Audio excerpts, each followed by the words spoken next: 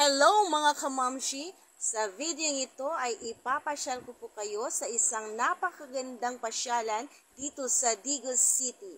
Bukod sa maganda na ito ay napakalinis pa at syempre sariwang-sariwa ang simoy ng hangin dahil napapaligiran po ito ng matataas na mga punong kahoy na siyang pinagmumulan ng sariwang hangin.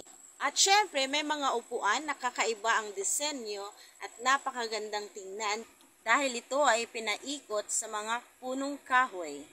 At ang tawag sa pasyalang ito ay ang Digos City Eco Park and Arboretum na matatagpuan sa San Nicolas, 3 de Mayo.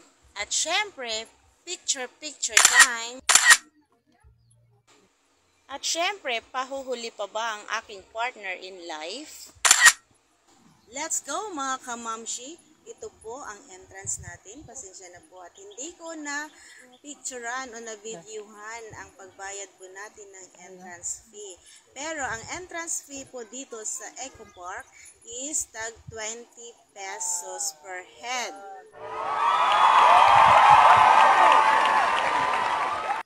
Kaway-kaway naman dyan ang mga magaganda mga kamamshi.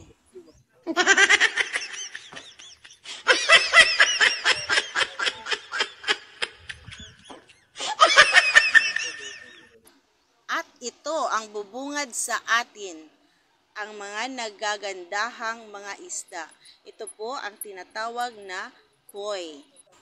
At ito naman po ang lake.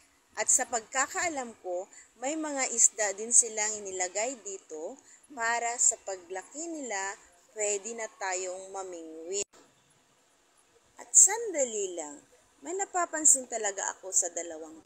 Noong mga dalagat binata pa sila, hindi mo mapaghiwalay. Pero ngayong mag-asawa na sila, parang magkagalit ata. Oh, no.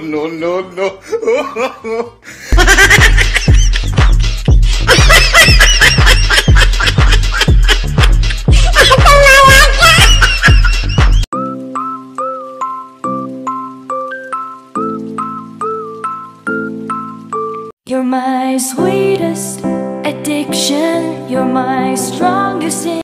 The Digos City Eco Park and Arboretum is a Digos City government project to develop approximately 4.5 hectares into a public park located at San Nicolas, 3 de Mayo, Digos City.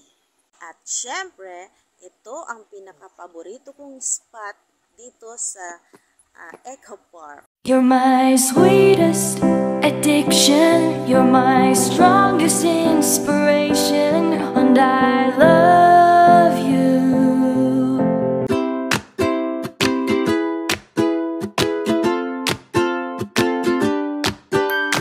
So ano pang hinihintay ninyo mga kamamshi? Dalahin na ninyo ang buong pamilya at pumunta na kayo dito sa Digos City Eco Park and Arboretum. At ang gaganda pa ng mga bulaklak.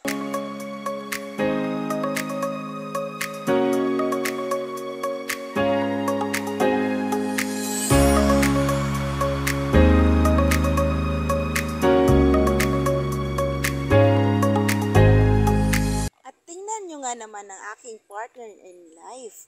Nakalimutan na yata niyang maging gentleman. Oh, no.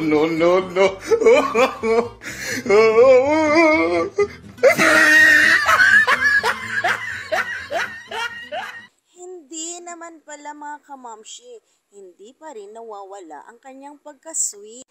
Ito ang magandang tanawin na makikita natin sa loob ng Eco Park. Ayan, ang ganda-ganda. At ito naman ang daan papunta sa comfort room.